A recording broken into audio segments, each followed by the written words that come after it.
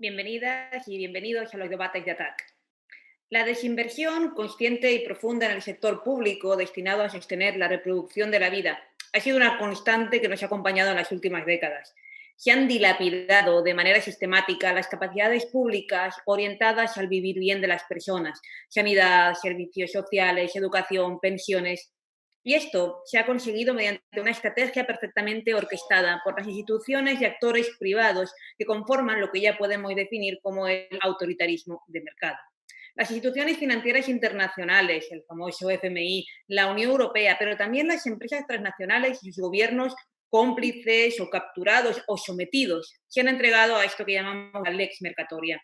Y así, año tras año, hemos asistido a la implementación de políticas antisociales que infrafinanciaban los servicios públicos, destruyendo los elementos constitutivos del estado del bienestar que, bueno, sin ser perfecto, había conseguido mejorar las condiciones materiales de existencia de millones de personas. Así, los principios básicos de los servicios públicos, la universalidad, la sostenibilidad, la adecuación a las necesidades de las mayorías sociales, han sido cortapisados, al tiempo que se abría la puerta a los actores privados. El botín de las pensiones, el botín de la sanidad, el botín de la educación ha sido efectivamente cobrado por los actores económicos con el beneplácito y el impulso de una clase política bien avenida con la estrategia de privatización sin límites. Además, y como bien sabido, en esa tormenta perfecta, la reducción de la provisión de bienestar por parte del Estado se añadía, y sobre todo desde la crisis de 2008, a la introducción de la precariedad laboral vital como norma. Y este recorte de ingresos establecía un círculo de necesidad que ha atrapado, de hecho, a millones de personas y que ha afectado de manera muy particular a las mujeres. Nada de esto es una novedad. La denuncia de este austericidio, de esta retirada del Estado, ha sido realizada por múltiples movimientos sociales, organizaciones, colectivos, y aquí no podemos olvidar las importantísimas luchas de las mareas, como la blanca, la verde, la naranja o la roja, en defensa de lo público y la reivindicación constante de atención para la imprescindible recuperación de esos servicios capaces de sostener la vida. Y ojalá los hubiéramos recuperado. Porque tenían razón, las mareas tenían razón. Lo que pasa es que para demostrarlo hemos tenido que pagar el precio de no tener en estos momentos la capacidad suficiente para resistir de manera óptima a una pandemia. Bueno, para hablar de todo esto, tenemos con nosotras esta tarde a tres personas bien conocedoras del tema. Pero antes de dar paso al debate y presentarlas, vamos a dar paso a Vicente Navarro. Vicente Navarro, como sabéis, es catedrático de Políticas Públicas en la Universitat Pompeu Fabra de Barcelona y hoy nos ha querido acompañar con un mensaje. Compás, dentro vídeo. Hoy España tiene la tasa de mortalidad debido al coronavirus más elevado del mundo capitalista desarrollado. ¿Por qué? En realidad no es tan difícil de entenderlo. Además era previsible. ¿Qué ha pasado en los últimos 10, 12 años? Los gobiernos, al principio socialista y más tarde el partido PP, Partido Popular, inició toda una serie de políticas de clara sensibilidad neoliberal que consistían en reformas laborales que aumentaron dramáticamente la precariedad y también unos recortes de gasto público social muy acentuado que empobreció todavía más la sanidad y los servicios sociales, entre otros componentes del estado de bienestar. Este descenso fue muy marcado en recursos, de manera que el número de médicos bajaron, el número de enfermeras bajaron, el número de camas hospitalarias bajaron, el número de unidades de cuidado intensivo bajaron. Todos estos son datos. Bien, entonces cuando vino la pandemia no estaba el país, los sistemas del estado de bienestar, el sistema de salud no estaba preparado para responder a ese enorme aumento de la enfermedad. Y ahí es la raíz del problema. Algo semejante ocurrió en Italia. Desde el punto de vista, esas políticas tuvieron impacto enormemente negativo, deteriorando la calidad de vida de la ciudadanía, incluyendo su salud y incrementando la mortalidad. ¿Y para qué se hicieron? El argumento era para salvar la economía. Pues mire, hoy la ciudadanía, sobre todo las clases populares, en España viven peor que no antes de la periodo que se llama la Gran Recesión. El estándar de vida es más bajo para las familias trabajadoras hoy en España que no antes de la gran recesión. ¿Quién se ha beneficiado? Los datos lo muestran. El 15-10% de las rentas han subido, sobre todo aquellas rentas que derivan sus ingresos de la propiedad del capital. En cambio, las rentas derivadas del mundo del trabajo, sobre todo los salarios, fueron bajando. ¿Salvar la economía? No, es salvar los intereses de una minoría en contra de los intereses de la mayoría. Y ahora estamos viendo la misma situación en cuanto a salvar la economía, a fin de terminar las medidas de control de la expansión de la epidemia a base de estimular a la ciudadanía a que se esté en casa a fin de evitar la expansión del contagio.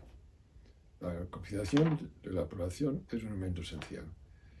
Y bien, pues ahora las mismas voces responsables de las políticas de austeridad que han sido nefastas, ahora utilizan estas voces, utilizan el argumento de que hay que interrumpir esas medidas de intentar controlar la epidemia porque impide que la gente salga a la calle, que quiere decir para ellos ir al trabajo, y en ese aspecto son conscientes que ello va a causar un incremento de la mortalidad, pero lo aceptan. Dicen, mire, esto es un costo para salvar la economía. De nuevo aquí, salvar la economía. ¿Qué economía?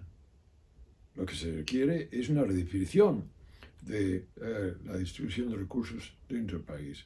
Y hay que potenciar los servicios públicos, hay que potenciar los servicios sanitarios, los servicios sociales. La inversión social es clave para tener un bienestar elevado y una economía productiva que sea eficiente y exitosa con elevada productividad. Hay ya casos. En el norte de Europa, los países escandinavos han mostrado que se puede tener un estado bien desarrollado y con una gran productividad y competitividad. Incluso Davos, el Vaticano del mundo neoliberal, lo ha reconocido. Entonces, desde ese punto de vista, hay que ver el gasto social como una inversión para mejorar el bienestar de la ciudadanía, pero también para mejorar en este aspecto los recursos, para así tener una economía sostenible que permita alcanzar el nivel de bienestar que la población se merece. Una última nota que sí que creo que merece hacerse. Hoy, una situación que casi considero escandalosa, que se traduce en un enorme cinismo, es que las mismas fuerzas políticas, la derecha española de siempre, que fueron responsables por ese enorme deterioro de los recursos, la escasez de recursos en el sector sanitario, son ahora los que acusan al gobierno de coalición de izquierdas de ser responsables por la elevada mortalidad. Esto es un cinismo y una incoherencia que debe denunciarse completamente. Es interesante que haya aparecido esta denuncia de una manera más extensa en los medios de comunicación. En España los medios de comunicación están muy sesgados hacia la derecha y centro-derecha. En realidad, izquierdas y actitudes críticas son minoritarias. Hay un dominio excesivo de los medios por una mentalidad conservadora y liberal. Y que está dañando mucho porque por muchos de estos años estaban justificando y explicando aquellas medidas que han dañado tanto a las clases populares. Ya estamos aquí de nuevo y lo primero que vamos a hacer es presentar a nuestra invitada, a nuestros invitados de hoy. En primer lugar, Vicente Losada, que es economista, es asesor en políticas sanitarias y miembro de la plataforma Audita Sanidad. Buenas tardes, Vicente. Buenas Tenemos tardes. también con nosotras a Luis Baviano, que es gerente de la Asociación Española de Operadores Públicos de Agua y Saneamiento y miembro de la Red de Agua Pública. Hola, Luis. Hola, Y tenemos también a Liliana Pineda, que es abogada y coordina nuestro Observatorio de Servicios Públicos de ATAC. Hola, Liliana. Bien, Buenas tras el tardes. mensaje de Vicente, que me dicen que no se ha oído demasiado bien, lo que nos queda muy claro es que existe un asalto, los servicios públicos han sido asaltados y vamos a analizar esta cuestión y sobre todo vamos a analizar las respuestas que se han podido dar desde estos servicios públicos a la crisis y cuáles son las alternativas que proponemos. Sin embargo, antes de entrar en la crítica, creo que es importante abordar esta cuestión desde el punto de vista de los derechos, desde el punto de vista de cómo debemos valorar ahora mismo los servicios públicos, remarcando su importancia para la vida. Así os lanzo la primera pregunta para ir abriendo debate. ¿Cuál es la relación entre los servicios públicos y los derechos de la ciudadanía? Viviana. Mira, desde luego estamos en un momento en que la conmoción y la confusión creada por la pandemia ya está incitando intereses ilegítimos, pero muy poderosos para que se nos aplique la doctrina del shock, lo cual puede provocar una serie de retrocesos sociales en derechos ya instituidos, ya ganados, y agravar el sufrimiento de gran parte de la población. Por ello, conviene recordar el papel central que la Constitución atribuye a los derechos fundamentales y que vincula a todos los poderes públicos. Fíjate, en el artículo 128 de la Constitución se reconoce la iniciativa pública para los servicios esenciales al sector público y por eso se atribuye al Estado la titularidad en exclusiva de determinados servicios esenciales. Hay que señalar que los servicios públicos son el instrumento real que tiene el Estado para hacer efectivos esos derechos fundamentales. Todo ello en atención a esos principios de universalidad, solidaridad, equidad, cohesión social y sostenibilidad que hablamos desde los movimientos. Pero claro, la Constitución tiene un problema, que es la exigibilidad. Hay un déficit conocido en la Constitución que no tenga una vía fácil y efectiva para reclamarlo, en la práctica es papel mojado. Liliana, se te ha oído un poquito mal. Vamos a ver si conseguimos solventar los problemas de audio. Luis, sobre el mismo tema, ¿qué nos aportarías? Bueno, yo creo que la crisis está evidenciando una crisis también del modelo individualista y precisamente nos está evidenciando que las estructuras de integración de los ciudadanos en nuestros estados es precisamente el motor de lo público. Lo público está demostrando, a veces a duras penas, que es el que está salvando a la ciudadanía de esta pandemia. La crisis también demuestra que quizá estemos ante la última oportunidad que tenemos como especie. Creo que es una crisis medioambiental, económica y social, y que la única vacuna que tenemos es precisamente una vuelta hacia lo público. Ujú. Y en el mismo sentido, para cerrar esta primera ronda, Vicente. Sí, bueno, yo coincido con las apreciaciones de Liliana y de Luis, solamente añadiría tal vez la relación directa que existe entre la consolidación que se ha producido a nivel internacional de la Declaración Universal de los Derechos Humanos en sus diferentes modalidades y el desarrollo de los servicios públicos como garantes de la llamada obligación de conducta de los Estados nacionales. En este sentido, habría que afirmar con contundencia desde la perspectiva internacional de los derechos humanos de que los derechos humanos son indivisibles y que existe una interdependencia total y absoluta entre ellos. ¿Y cuáles son esos? Los derechos civiles, los derechos políticos, los derechos sociales, los derechos de género y medioambientales, ¿no? ¿Qué significa en concreto? Que defender estos derechos no puede solamente plantearse desde la perspectiva de un solo derecho, sino se tienen que, digamos, defender todos los derechos en su conjunto, sin tener ningún tipo de,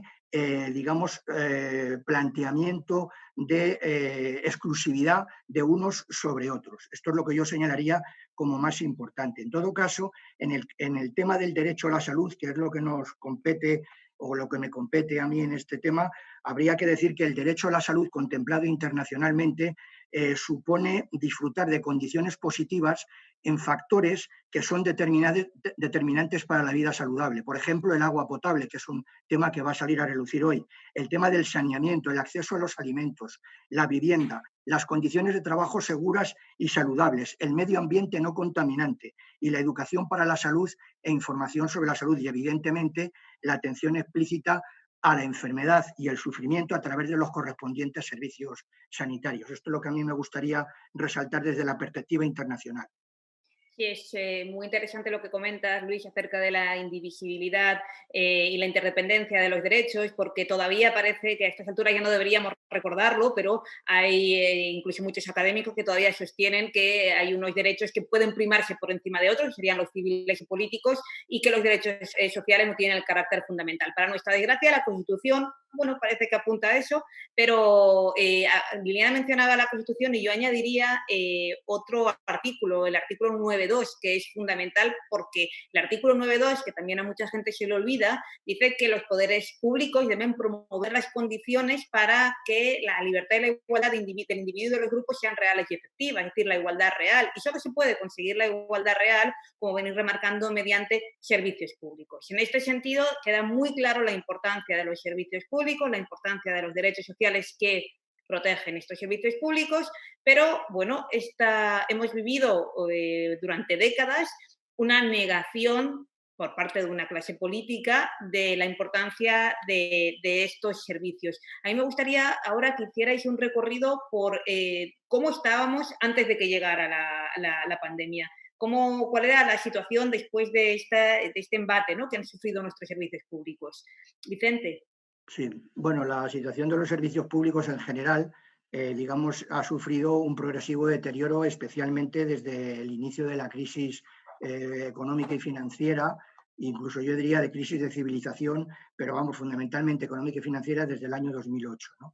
Y especialmente en lo que nosotros nos dedicamos, que es al deterioro progresivo del sistema sanitario público. De todas maneras, a mí me gustaría enmarcar, digamos, dentro de ese inicio del deterioro de los servicios públicos a partir de, no de la crisis del 2008, sino que podemos históricamente retrotraernos a los años 70 y los años 80, cuando el acceso al poder de Ronald Reagan en Estados Unidos y Margaret Thatcher, que son los que de alguna manera implementan y ponen en práctica estas políticas y estas estrategias neoliberales, ¿no?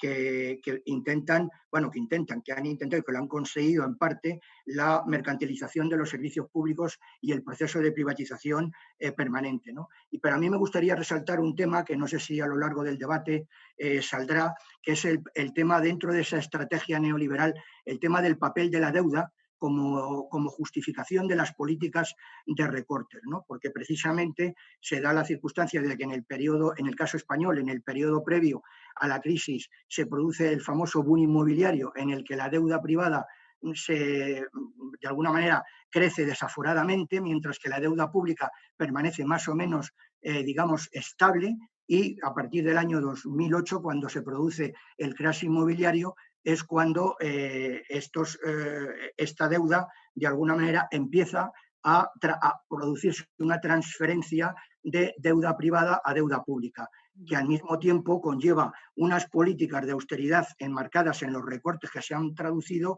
a lo largo de los años en, digamos, un deterioro del sistema sanitario público y, por ende, también de otros servicios públicos, ¿no? Que no voy a entrar porque mis compañeros supongo que lo comentarán ahora a continuación. Sí, Luis. Bueno, la verdad que es muy interesante el debate. Realmente hay unos factores culturales también a tener en cuenta. El Estado se ha ido configurando de una forma depredadora, olvidando su propósito público. Y esto yo creo que es central. Al depredador se le han hecho normas para mantenerlo siempre a salvo. Siempre salimos al rescate de determinados sectores, determinados actores, y la máxima ha sido ponerle las condiciones necesarias para que siga cazando, ¿no?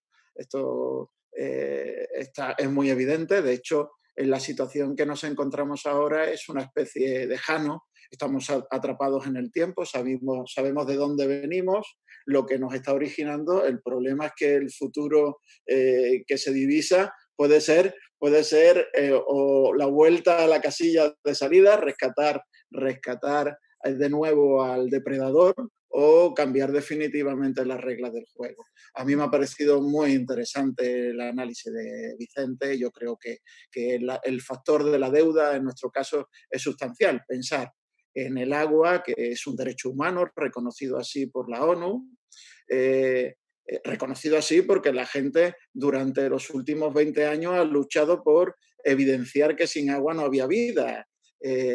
Y esas luchas vienen de América Latina precisamente por el capítulo de deuda que Vicente ha señalado. En el caso español, del Estado español, la privatización del agua se da porque existe un canon concesional, es decir, el dinero que nuestros ayuntamientos reciben a cambio de ceder la concesión 20, 25 años, 40 años, y que con ese dinero nuestros municipios podían emplearlo para hacer rotondas, polideportivos y también, como bien ha señalado Vicente, para enjuagar la deuda y para pagar a proveedores, ¿no? Los momentos más críticos, indudablemente, los dos puntas, la punta de sierra de la expansión, es decir, necesitamos dinero para las urbanizaciones y el agua era un buen motor para privatizar porque tenemos las arcas llenas y lo que conviene no es centrarnos en lo social, sino en la expansión de nuestros pueblos y ciudades, o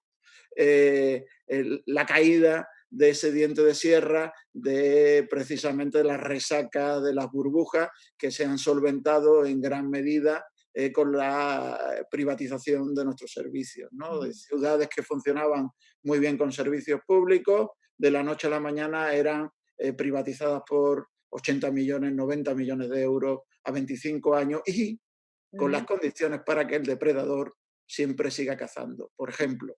Vamos a darle la palabra a Liliana porque el tema da para mucho. Vamos a hablar también de gestión privada de ese depredador que no solamente implica recortar, sino por supuesto apropiarse del botín. Liliana.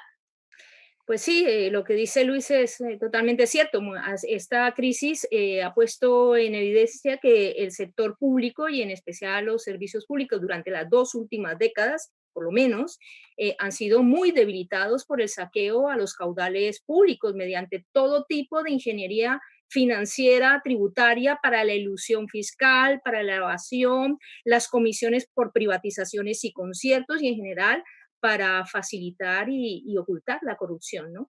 En la última legislatura del Partido Popular le preguntaron a Rajoy, ¿ha contabilizado usted cuánto le cuesta la corrupción a los españoles?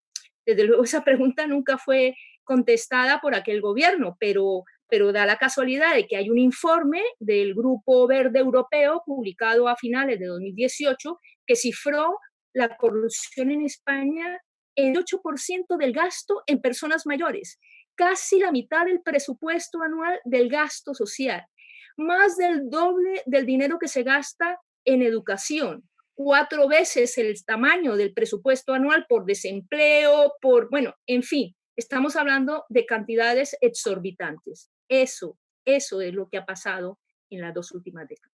Esto es fundamental porque normalmente cuando hablamos de cómo se han ido, ¿no?, reduciendo los servicios públicos, hablamos de las privatizaciones, hablamos de la infrafinanciación, pero lo de la corrupción que nos señala Liliana es fundamental porque al final alguien se hace rico con esto. Vicente, ¿también podrías apuntar algo sobre fondos buitres, sanidad? Bueno, sí, el tema, solamente quería hacer una matización, no sé si le he entendido bien o mal a Luis en su intervención. Me ha parecido entender que planteaba el Estado como depredador. Yo no diría, no sé si es eso más o menos lo que has dicho, Luis, pero yo aclararía que de alguna manera no es el Estado el depredador, sino que son los intereses económicos o las élites económicas en connivencia con los partidos políticos que han estado gobernando en este país a lo largo de los últimos años, los que se han encargado de hacer ese proceso de depredador. Y en ese proceso de depredación, evidentemente, el papel de los fondos buitre, digamos, cada vez es más importante. Yo diría que fundamental, ¿no? Es imprescindible entender cuál es el papel que están teniendo los fondos buitre en todos los sectores de la actividad económica. Pero en el caso concreto de la sanidad, sí que me gustaría resaltar, por poner un ejemplo, el caso de la Comunidad de Madrid, ¿no?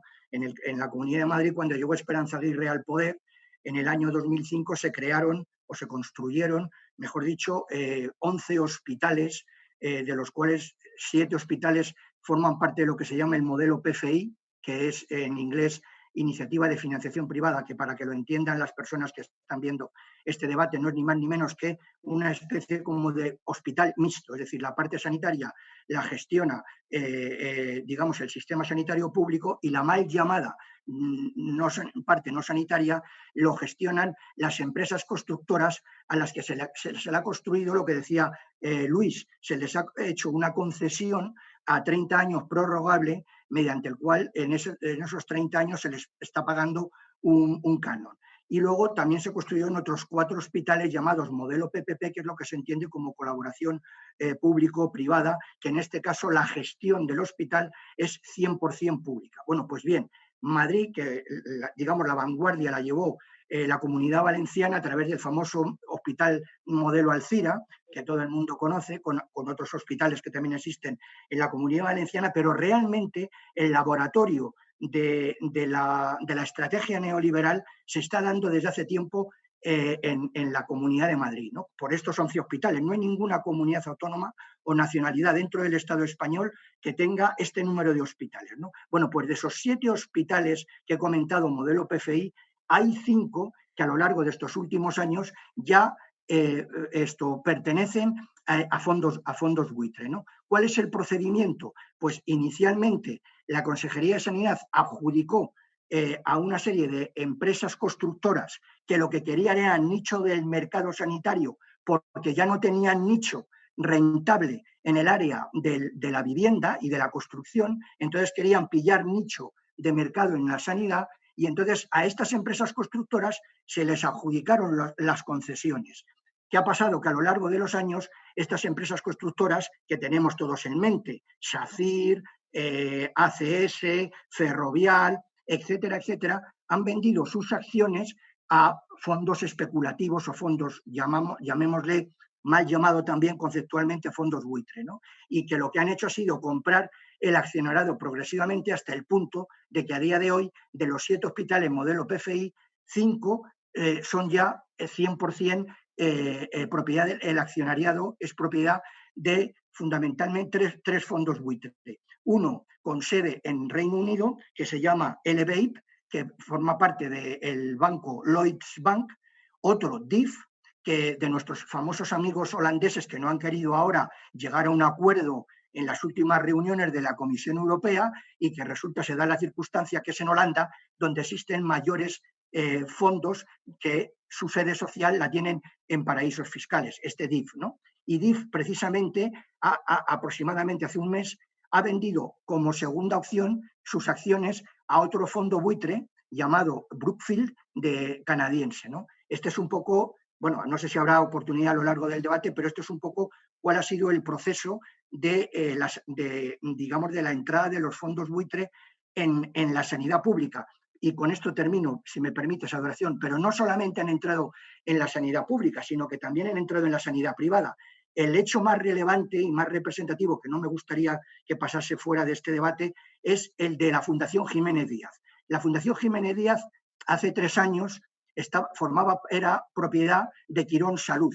De Quirón Salud tenía accionariado CVC Capital Partners, otro fondo de inversión especulativo. Bueno, pues como consecuencia de la venta de las acciones de Quirón Salud a la empresa de sanidad privada más importante de Alemania, que es Fresenius, CVC Capital Partners, el fondo especulativo, ha tenido unos beneficios en menos de 2 años de 2.800 millones de euros. Esto es un poco lo definitorio de cuáles son los fondos buitre. No les importa la salud, lo que les importa son los beneficios para trasladar esos beneficios como dividendos a su accionariado. Claro, pero en esta ofensiva contra los servicios públicos, que yo creo que podríamos conjugar vuestras opiniones con la teoría de la captura corporativa del Estado. El Estado se convierte en un depredador cuando es capturado por las élites, una teoría que además Oxfam la está trabajando muy bien. Pero bueno, ahondando un poco en esta cuestión, también se nos ha bombardeado con un discurso de la eficiencia y la eficiencia venía de la mano de la gestión privada. Yo creo que es importantísimo contestar a eso, que me contestéis con argumentos que rebaten la teoría esta que llevamos escuchando de que la gestión privada es más eficiente. Liliana. Bueno. Dale, Luis, venga. Es evidente que desde los movimientos sociales se reivindica una gestión sin ánimo de lucro de todos los servicios esenciales, tal y como ha dicho Vicente y como dice Luis, obviamente lo que pasa es que se está señalando ya un grave problema que ataca precisamente al fundamento constitucional que se recoge, ¿no? Y que hunde las raíces en el pacto social que da sustento a este Estado social y de derecho, ¿no? Y es que no se deben gestionar con ánimo de lucro y sin respeto a la naturaleza servicios que son esenciales para la ciudadanía y servicios que son esenciales para la vida. El ánimo de lucro en lo social implica necesariamente la sustracción de recursos públicos y su apropiación por quienes lo gestionan. Por tanto, la gestión privada nunca puede ser ni más barata ni más eficiente, porque si se la somete a un análisis integral de todo lo que son sus costes reales, en iguales condiciones de calidad, de sostenibilidad, tanto social como ecológica, o en iguales condiciones de contratación, algo que tú bien sabes, y de empleo de calidad, pues nunca puede ser más barata, porque no es igual, porque al coste de gestión se le tiene que sumar el beneficio, es decir, el lucro, porque el régimen privado, por definición, debe perseguir el lucro. Ese es su principal objetivo, mientras que la gestión pública, su objetivo fundamental es satisfacer el interés general y el bien común. Eso es fundamental para definir quién es más eficiente y quién presta un mejor servicio. Luis, ahora sí. Bueno, en el caso del agua el tema se ha estudiado bastante bien. Vamos. Hay un famoso estudio del Departamento de Economía Aplicada de la Universidad de Granada que estudia 28 operadores públicos y 24 operadores privados, todos de Andalucía. En ese estudio se da cuenta que el sistema público es más eficaz, es más inversor, y el sistema privado tiene un problema adicional, la laxitud en el control de los poderes públicos sobre un bien que condiciona el desarrollo de nuestros pueblos y ciudades y que garantiza la vida de los ciudadanos. Recientemente ha habido otros estudios, también de la Universidad Pública de Murcia, que también hablan de este tema.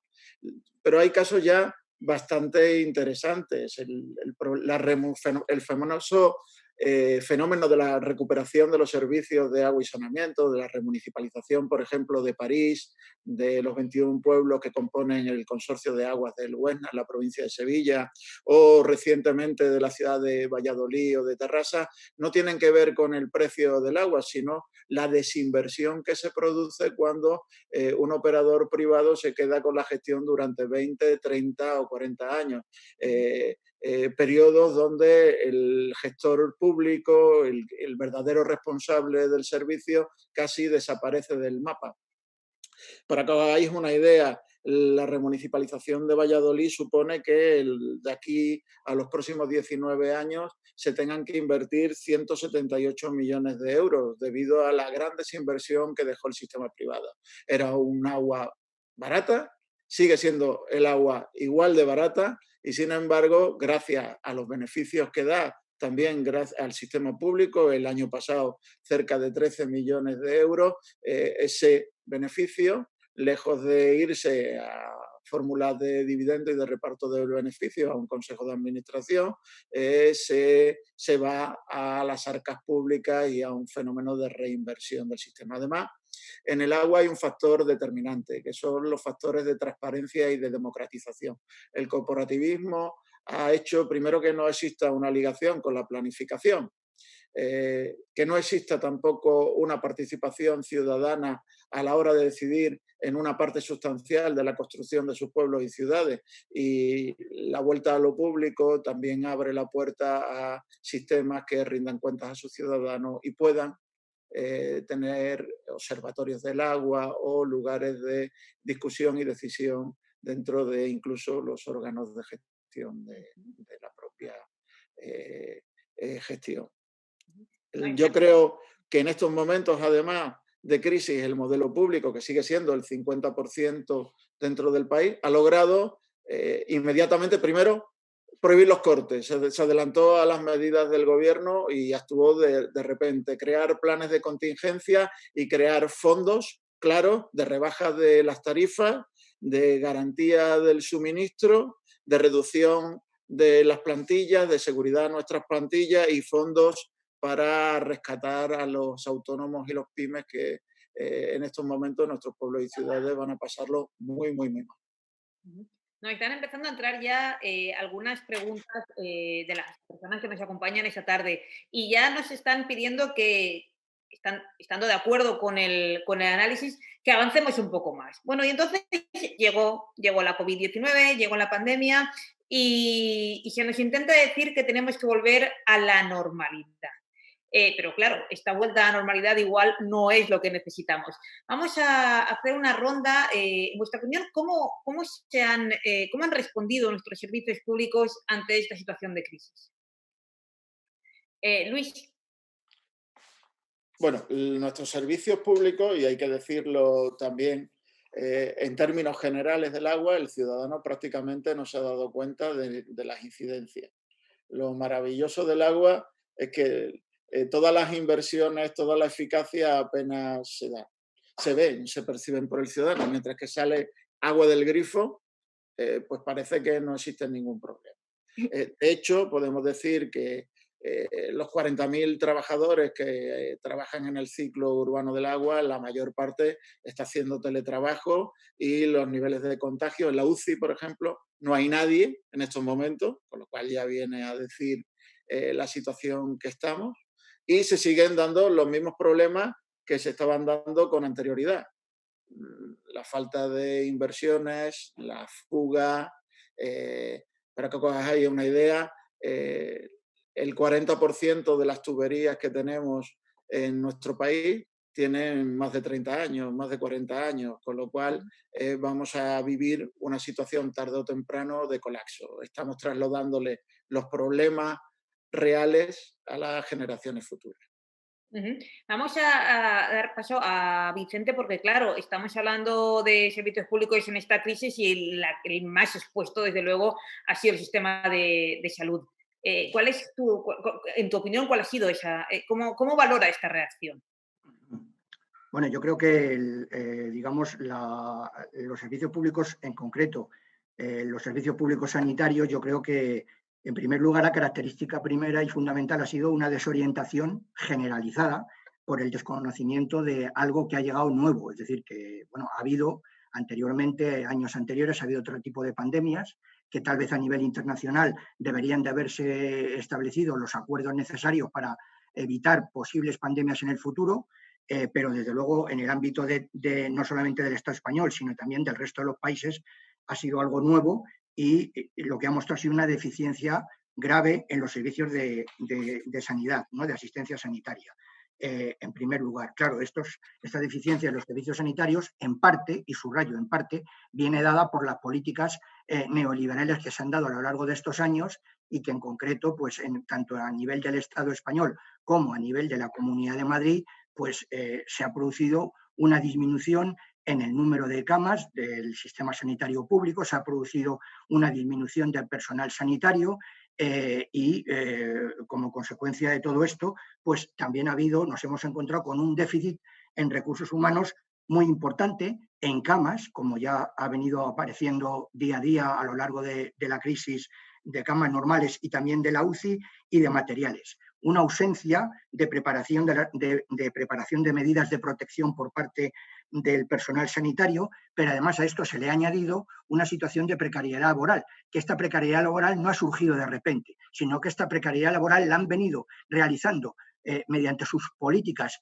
y sus reformas laborales, los gobiernos fundamentalmente del PP, pero también en parte apoyados por el PSOE en sus momentos en que tuvo, digamos, la responsabilidad de gobierno, ¿no? Esta precariedad laboral, para que nos hagamos una idea, en el ámbito de la sanidad madrileña supone aproximadamente un 35% del personal que está con contratos precarios. Esto es brutal, ¿eh? Esto es brutal.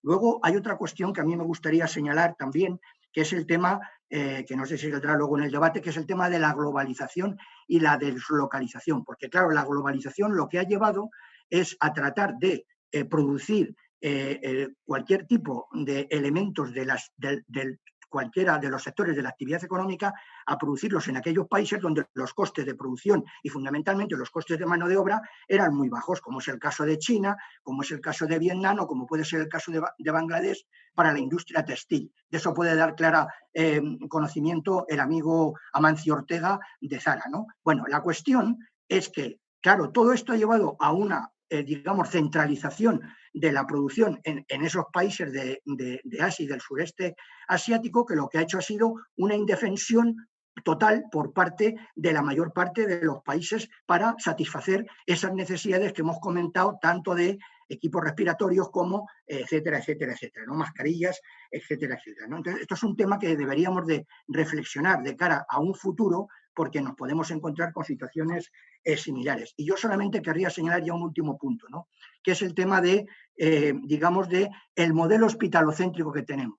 Es decir, la crisis de alguna manera se ha agudizado más porque no se ha dado la importancia adecuada a unos sistemas de salud pública y a una estructura de vigilancia epidemiológica que se encargaran de las funciones que tienen, como es así, la salud pública y la vigilancia epidemiológica, ¿no? Que es la prevención de la enfermedad. Y en este caso, digamos que desde el punto de vista de aportación al gasto sanitario, nos encontramos con que del total del gasto sanitario, solamente un 1% del gasto sanitario va dedicado a los temas de salud pública. Esta es un poco la foto, bueno, yo no diría la foto, sino la foto, pero a lo largo de la historia de estos últimos 10 años, independientemente de los gobiernos que ha habido, de cuál ha sido la importancia que han dado digamos, al papel que tiene que desempeñar la salud pública y los servicios de atención primaria y la de vigilancia epidemiológica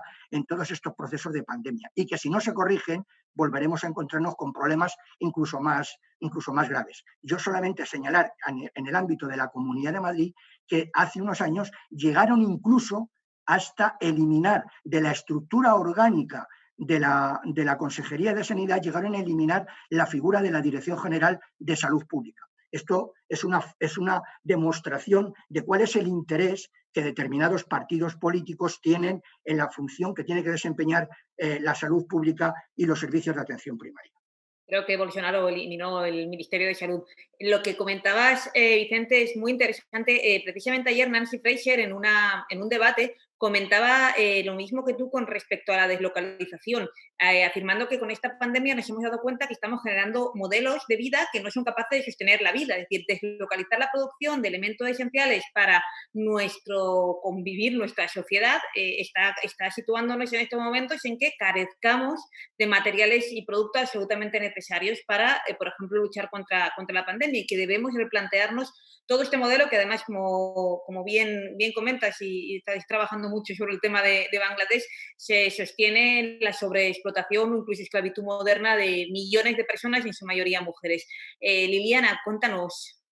Sí, es que yo creo que se ha hecho manifiesta la insatisfacción respecto de todos aquellos servicios que han sido gestionados, aunque tuvieran o que mantuvieran una titularidad pública, pero que han sido gestionados por sociedades mercantiles concesionadas al sector privado y que llevan años impidiendo pues realmente un control democrático y la participación que además en esta crisis, como el caso, pues imagínate, de las residencias de mayores, han ocultado una información vital. Hay que tener en cuenta que los controles que rigen para la gestión pública no son los mismos que para la gestión privada.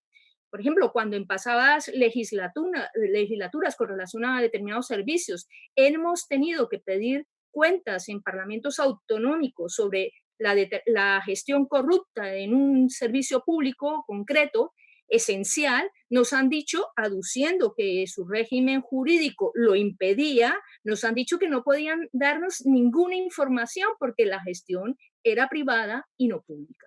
Además, en la gestión privada es más difícil que se deriven también acciones jurídicas que puedan ejercer las sociedades, las asociaciones o los ciudadanos, por ejemplo, ante la insatisfacción o el incumplimiento en la prestación de un servicio público o para denunciar precisamente conductas corruptas. Por ello, creemos que es absolutamente necesario en estos momentos aplicar la doctrina del levantamiento del velo de todas esas mercantiles para saber quién se ha beneficiado y quién se ha lucrado con esa gestión de servicios públicos esenciales. Precisamente hoy una compañera nos ha enviado un video donde aparecen claramente identificadas un montón de mercantiles y claro, y todo el trayecto, toda la cadena societaria que iban detrás y que gestionan pues los servicios de atención a la dependencia, ¿no? Y eso, desde luego, es lo que tenemos que impedir, que esos servicios que son absolutamente esenciales no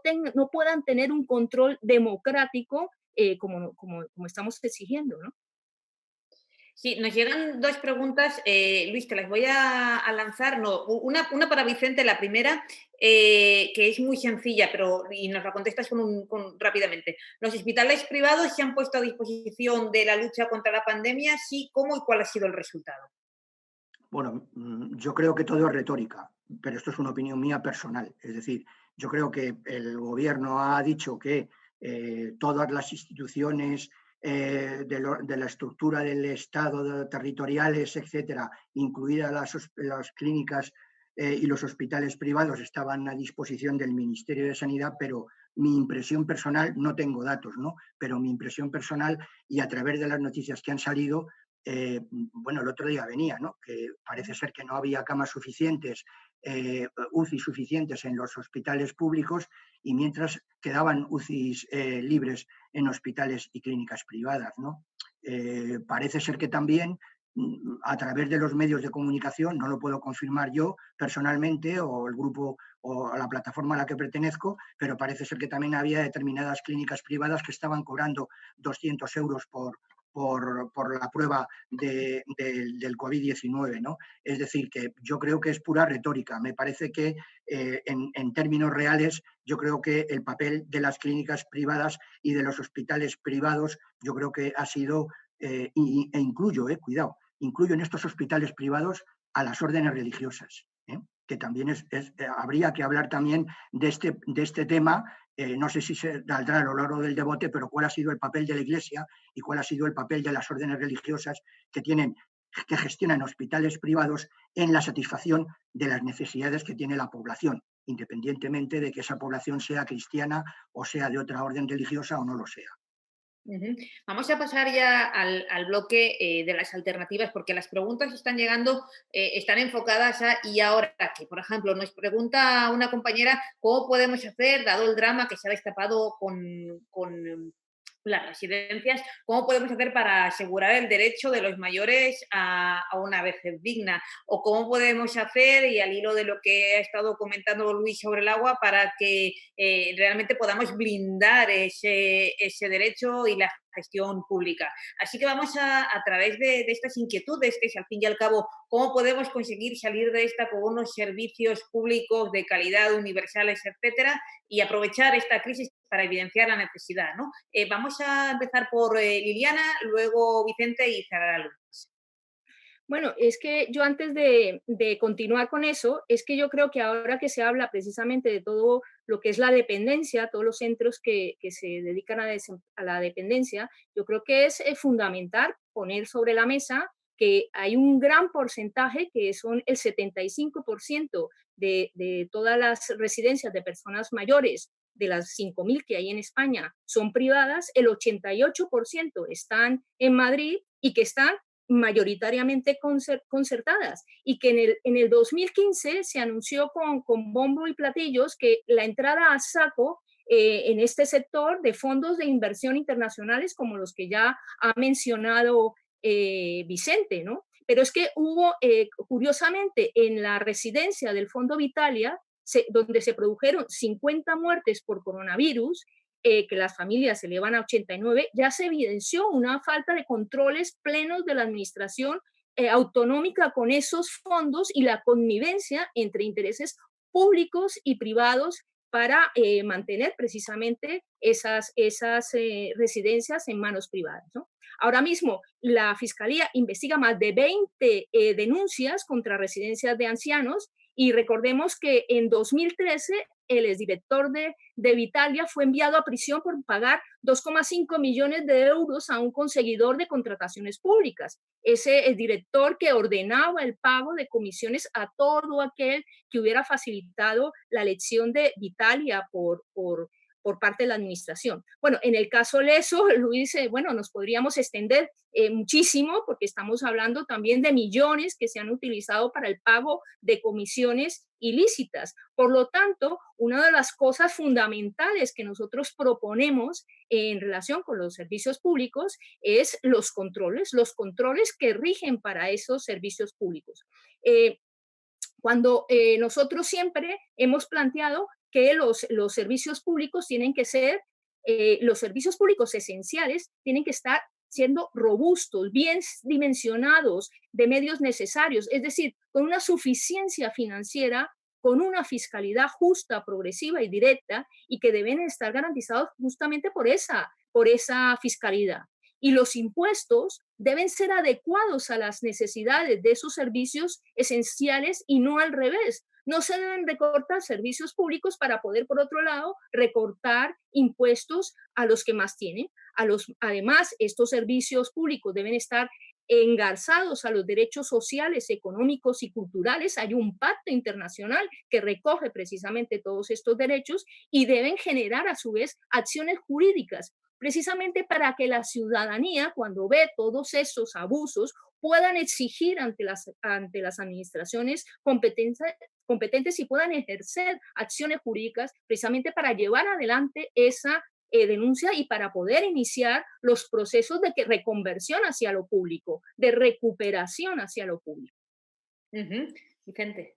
Sí, bueno, yo creo, Adoración, lo decías tú antes, el tema este de la apropiación por parte de los poderes, de las élites económicas del Estado, ¿no? Yo creo que ese es un problema estructural. Es decir, como bien decía Liliana, con un 88% de las residencias que hay en Madrid que están en manos privadas, la dependencia de la administración de la Comunidad de Madrid es total de estas residencias. Si mañana estas residencias deciden cerrar o deciden hacer alguna acción de fuerza respecto de su política o de su estrategia, la Comunidad de Madrid y los mayores, que es lo más importante, están vendidos. Es decir, es imprescindible que se revierta este proceso de no solamente de control, como ha dicho Liliana, que a corto plazo tendría que ser un control de estas estructuras, ¿no? Pero es imprescindible que este proceso del papel que tiene el sector privado en muchos ámbitos, entre ellos en la sanidad y en las residencias de mayores, que se revierta no en el corto, pero sí en el medio plazo, porque si no vamos a estar siempre con los mismos problemas. Y otra cuestión, el problema es lo que hemos señalado antes, creo, tanto Luis como Liliana y yo, ¿no? Que es la connivencia entre las élites económicas y los poderes políticos, ¿no? Que esto es fundamental. Voy a poner un ejemplo y con esto acabo, ¿no? Cuando en Madrid se hacen las concesiones de los hospitales modelo PFI y modelo PPP a las empresas privadas que he comentado antes, que la mayoría son empresas constructoras, a los 2 o 3 meses se crea lo que se llama la unidad técnica de control. Y esa unidad técnica de control, conocida con el acrónimo de UTC, esto se adscribe bajo la jurisdicción o bajo la competencia de la Consejería de Sanidad. Bueno, pues fijaros la incongruencia de que al cabo de los 4 meses de haberse creado esta unidad técnica de control bajo la dependencia de la Consejería de Sanidad, se convoca un concurso de licitación para adjudicar el control de estos hospitales modelo PFI, esta unidad técnica de control, adjudicárselo a una empresa privada. Esto es una paradoja que de alguna manera vamos, demuestra la clara, digamos, connivencia de los poderes. O sea, ¿quién controla al controlador? Si resulta que tenemos que controlar a los hospitales que están gestionados por empresas privadas y ponen a una empresa privada para que controle a estas empresas que gestionan los hospitales privados. Es que no, vamos, es una auténtica incongruencia, ¿no? Pero esto muestra del papel que tienen esta, digamos, relación entre élites económicas y poder político, ¿no? Y de hecho, una preguntita, Vicente, para que puedas ahondar ahí. Entraba la pregunta para ti, preguntando sobre qué parte del presupuesto de la Comunidad de Madrid en sanidad se fue a los fondos buitre de los que hablabas. ¿Tienes algún dato sobre eso? Bueno, a ver, una cosa son los fondos de inversión especulativa y otra cosa es un tema que tampoco hemos hablado, que es el papel de los lobbies, ¿no? El papel que están jugando los lobbies tanto a nivel de la Unión Europea como en España, ¿no? Bueno, que muchos de esos lobbies tienen accionariado en el cual participan fondos de inversión, ¿no? Pero vamos, en el caso de los lobbies, en la contratación adjudicada en el año 2017, que es el último informe que hemos hecho sobre el papel de los lobbies en la Consejería de Sanidad, aproximadamente el 60% de los contratos adjudicados durante el año 2017 se hicieron a lobbies que, digamos, de los más representativos de la sanidad a nivel no solamente del Estado, sino incluso a nivel mundial, ¿no?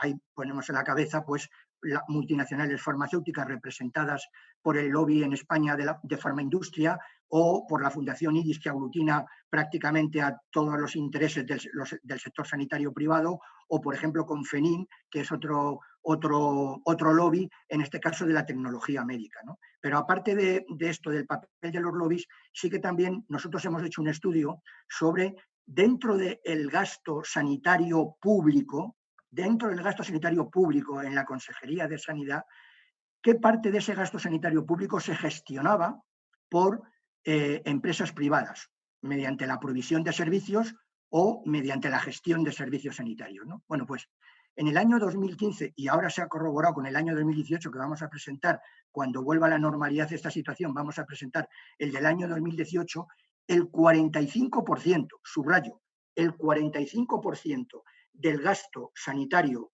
de la Consejería de Sanidad de la Comunidad de Madrid es gestionado o provisto por el sector sanitario privado, incluyendo el gasto farmacéutico. Esto os da una idea de cuál es el papel que dentro del propio gasto sanitario público están teniendo las empresas privadas, ¿no? Total. Bien, Luis, cierras tú la ronda. Bueno, yo la verdad es que escuchando a Vicente encuentro muchos paralelismos, pero también ciertas diferencias con el mundo del agua. En el mundo del agua, la situación de crisis está provocando indudablemente una redefinición de las empresas públicas y una diferenciación muy amplia del sector privado. Es decir, en esta situación de olvido de los valores del Estado, el debate sobre el agua pública prácticamente se definía: ¿eres profesional o no eres profesional, ¿no? Como si lo profesional fuera asumida por siempre el papel de lo privado, que tiene el know-how, los conocimientos, y una incorporación del modelo público que era rentable económicamente. Eso en una época como la actual en gran medida se ha quebrado. Los valores de la gestión pública son la solidaridad, la cohesión social y la cooperación. Y por eso, en estos momentos, los operadores públicos se han visto abocados a una serie de medidas que hasta ahora no era su papel. Lo prioritario ahora mismo para nosotros no es solo llevar agua, sino fundamentalmente salvar las economías de las familias, que las familias no vayan a sufrir. Y somos el único instrumento público que muchas veces tienen nuestros ayuntamientos para ayudar a las pymes, a los autónomos y a las familias. No hay mucho más. Los brazos de lo público que tengan cierta musculatura financiera, ahí se acaba. No obstante, la crisis indudablemente tiene que implicar que la clase política defienda abiertamente los valores de lo público.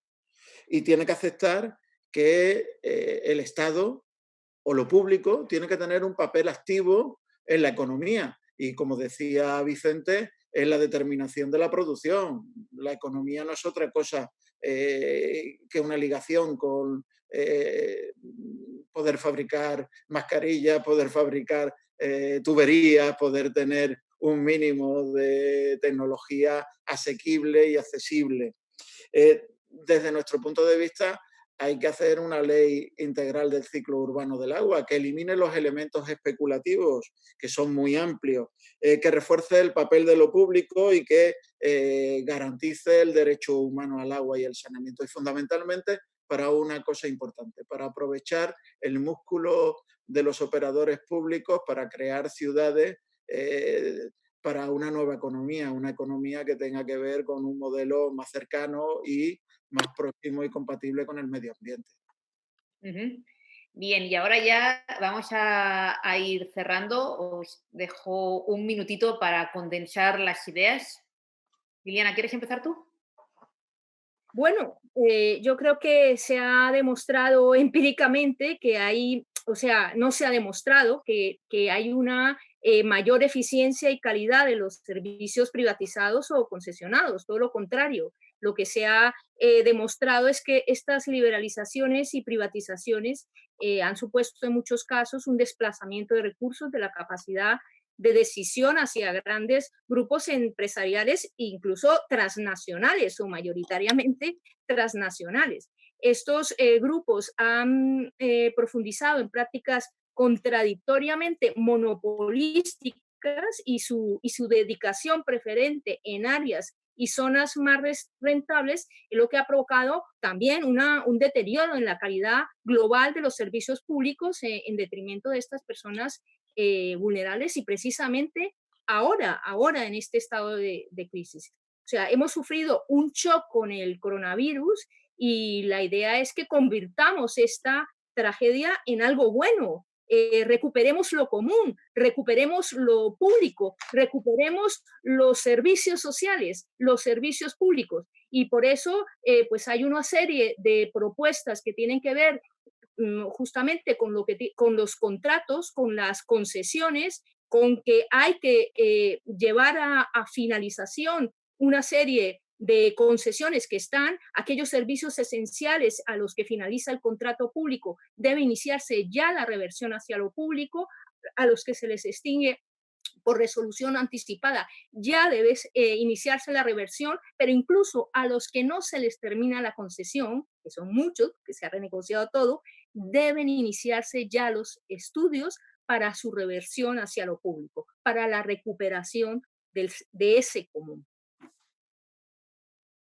Bueno, pues por parte nuestra o por parte mía, lo que plantearía es que una vez superada la pandemia, pues es necesario que nos preparemos y que tomemos fuerzas desde los movimientos sociales y desde la ciudadanía y de los sectores profesionales para conseguir ¿qué?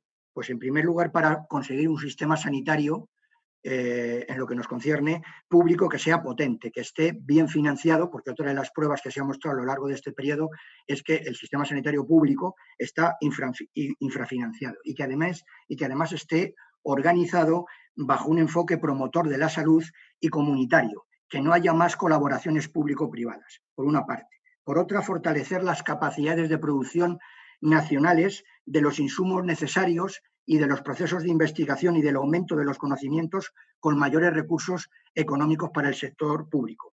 Promover cambios en los modelos de vida, porque esto es fundamental, en la producción y en el consumo, que nos conduzcan a un mundo más saludable, más sostenible, más justo y equitativo y que consiga una sociedad más igualitaria en donde la brecha social disminuya de forma considerable. No hay que olvidar que ahora mismo 1 de cada 4 españoles está en el umbral de la pobreza. Conseguir por parte de la población más poder y capacidad para el control social y político. No podemos dejarnos que sean los partidos políticos los únicos que tengan el protagonismo en la implementación de las políticas de los servicios públicos, sean del ámbito que sea, ya sea a nivel del Estado o sea a nivel de las nacionalidades y comunidades autónomas.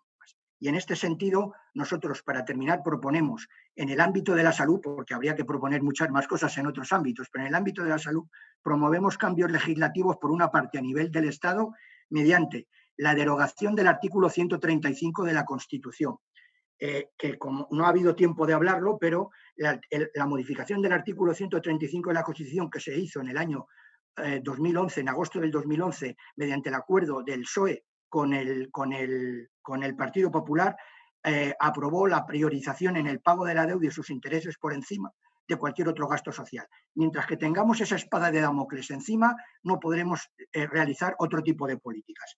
Un cambio constitucional para garantizar los derechos fundamentales, fundamentalmente la sanidad, la vivienda, etcétera, etcétera.